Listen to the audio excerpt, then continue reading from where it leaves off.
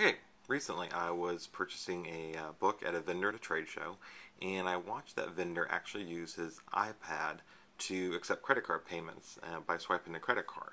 And becoming curious as to what he was using, realized he was using this product from Square that's free. So I went ahead and ordered it, and when you do, they send you in the mail the hardware that you need, which is this one little application or device that has a place where you can actually swipe a credit card on through it, and it plugs into the audio port of your iPad, so that you now have your iPad sitting here all ready to go, and you can open up your iPad, go to your Square app, which I'll show you in just a minute how that works, and you can run someone's credit card through it. So that got me to thinking about the possibilities for actually doing credit card deposits with our escrow deposits with the credit card, and that may be something that we can now facilitate a lot better. So let's take a look at the application. Okay, so this is how this app actually works. We went ahead from the apps store and downloaded it, and by the way, it works on Android, and it works on the iPad, and it works on the iPhone, and it works with the same device, so you only need to carry one device and have the app installed in your software. You just log in by the account that you would have set up on squareup.com, and anyways, I'll go ahead in here, and I'm going to do a couple things. I'm going to go to my account. Now, there is a 2.75% service fee for anything you charge through the system. So whereas the device is free and the apps are free, the actual usage does come with a cost. So 2.75. Now, for most of our states, and you'll need to seek legal counsel and make sure you check with your state, although most people haven't originated any laws regarding how to handle credit card escrow payments or these types of mobile devices.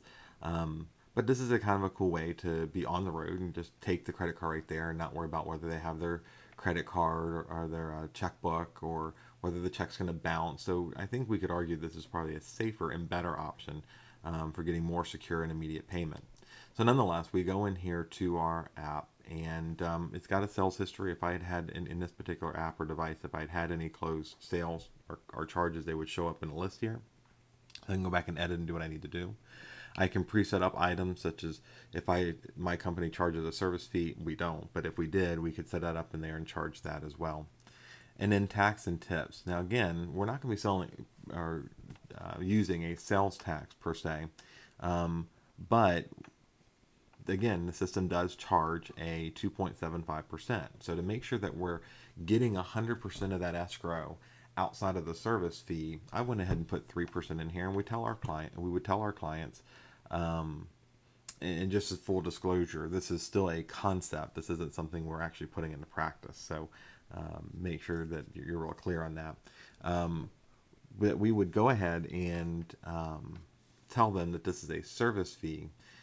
This 3% is, and they can either write a check for no service fee or wire money for the service fee their bank charges, or if credit card is the best or debit card is the best, we can take that, but it's a 3% fee to process the credit card. So I'm going to go back over here to where the real where the real charges happen, and I'm going to go ahead and enter in a $1,000 escrow. So I add that, and automatically you can see our service fee, our 3% fee comes up, and then we're asked to charge or apply payment. So I'm going to go ahead and hit charge, and up comes a window that says I can either do it by cash or by credit card. The cash feature, if you're just using this as a regular vendor, is good for keeping track of your sales. The credit card is going to tell us what the total is. All right, so we can go ahead and then just run the credit card through the machine. A little bit of a knack to get that to run, and you'll see authorizing for a few seconds.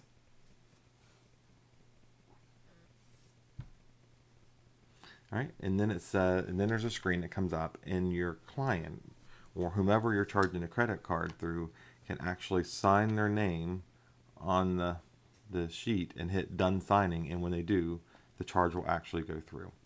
So since I don't want to really charge $1,000 for my credit card, I'm going to hit cancel, and then it'll ask them if they want a receipt. If they do want a receipt, it'll ask them for their email address, and then you, the vendor, the person getting the credit card, has their email address, and they get an email with the credit card information and the credit or receipt all together. So pretty handy dandy little thing just to run a quick credit card through the machine. If that's an option for you in your state, just a couple things to remember. You got to check with everybody and make sure that your account is set up at your bank for your escrow deposit, that you have a company policy regarding this, that you have checked with your state or commission, real estate commission or real estate board to see if there's anything that prevents you from using this type of system, and that you disclose to the consumer that this is not in fact a sales tax, but it is actually a service fee, and that you have some mechanism to be able to give that money back if the transaction doesn't go through. So make sure you check with all your laws and rules, but this is it cuts down on staff time. It could cut down on delays in getting things processed, bounce checks. It's more secure, more immediate, and most people carry debit cards or credit cards with them far more often than they do their checkbooks. So anyway, it's just a couple options here. It's kind of cool. Again, this is a concept. It's not necessarily something we've put into practice yet, but it's pretty neat. So give it some thought, give it a try, and let me know your comments below.